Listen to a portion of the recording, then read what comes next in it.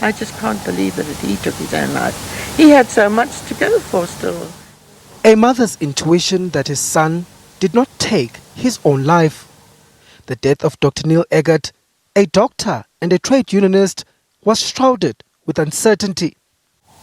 I just can't think of him doing it. He was a tough boy.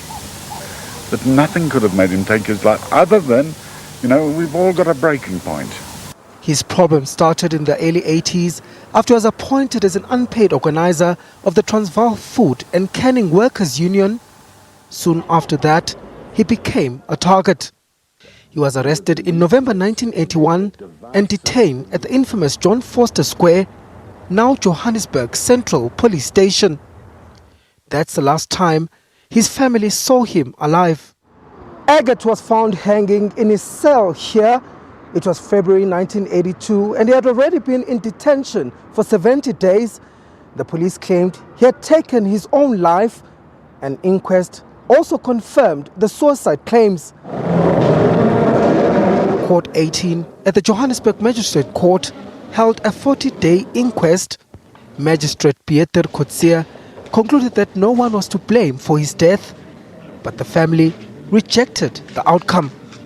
But 38 years on, Aggett's family is as determined as they were back then to disprove this version of his cause of death. They are now pinning their hopes on a new inquest. They want the truth. Did he commit suicide or not? And if he did, why? And if he didn't commit suicide, he must have been murdered directly. We want a finding that he was murdered by the security branch.